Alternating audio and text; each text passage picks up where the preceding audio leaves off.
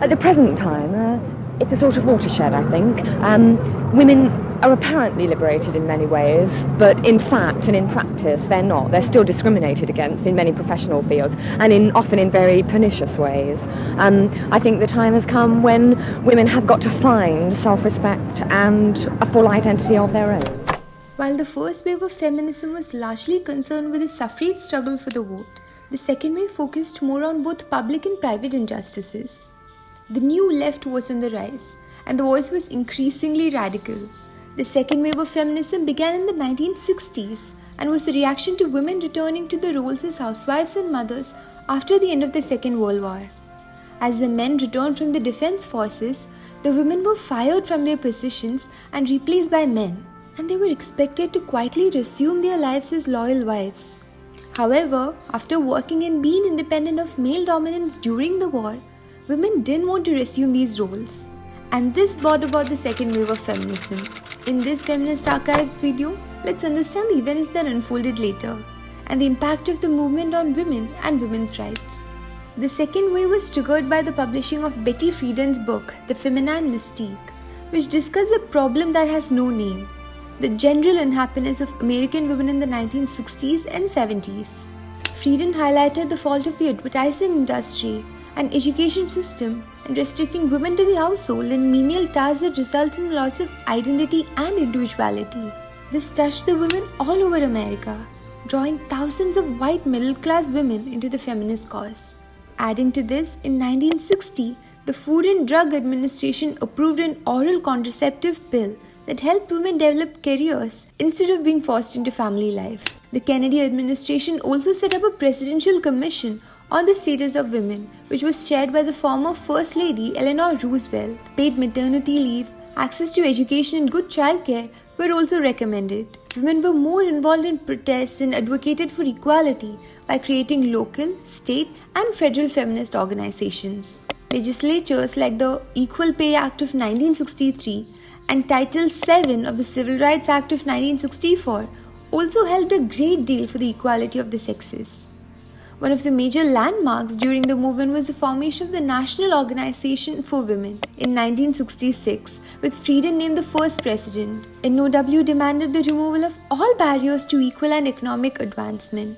True equality for all women was the aim. Through NOW, Friedan tried to enforce more work opportunities for women, but unfortunately had to step down from the presidency in 1969 due to fierce opposition. The radical nature of the wave can be seen in 1968 when women protested against the Miss America pageant for its demeaning and patriarchal treatment of women. As part of the protest, participants ceremoniously threw away objects that they considered to be symbols of women's objectification, including bras and copies of Playboy. The movement also emerged legally victorious in many ways. The Women's Educational Equity Act of 1972 and 1974, Title 10 of 1970 that addressed health and family planning, and the Equal Credit Opportunity Act of 1974 and the Pregnancy Discrimination Act of 1978 were among the many notable reforms. But a massive letdown came in the form of Equal Rights Amendment to the United States Constitution's failure to be ratified by 38 states in order to be implemented. The underlying principle was that sex should not determine the legal rights of men and women. It was during this time that many ambitious female leaders rose. A young journalist, Gloria Steinem, became a feminist leader when her writing about the Playboy Club and its chauvinist elements gained popularity with women. She was a staunch advocate for legalizing abortions and federally funding daycares. Haven't you heard of the slogan "Personal is Political"? It was another radical feminist writer, Carol Hanish's essay titled the same. The essay argued that even the most private aspects of life, like housework and gender roles, are politically relevant for women and must be brought into the public sphere.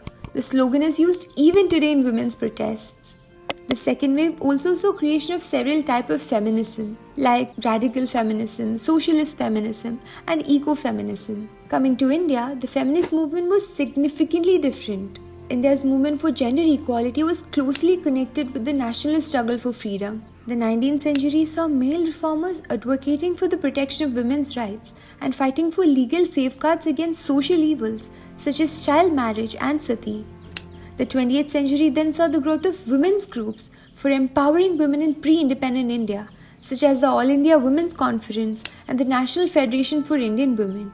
Women were participating in the freedom struggle, and independence promised freedom from imperialism and the marginalized role in society. Even though the second wave success was loud, it still lacked the voices of women of color. Prominent feminists were white middle-class women who wrote feminist theories centered around their own experiences and troubles. This gap between the white and POC feminists motivated women of color to form their own organizations to represent their interests in the movement, like the Third Women's World Alliance. Although the second wave had its fair share of mistakes, it was pivotal to the feminist movement and brought women into the mainstream in many spheres. And that was the second wave of feminism for you. Stay tuned to our YouTube channel. We shall be back with part 3 of the waves of feminism soon. Thank you for watching this video. Do like, share and subscribe to our YouTube channel for more intersectional feminist content. See you in the next video.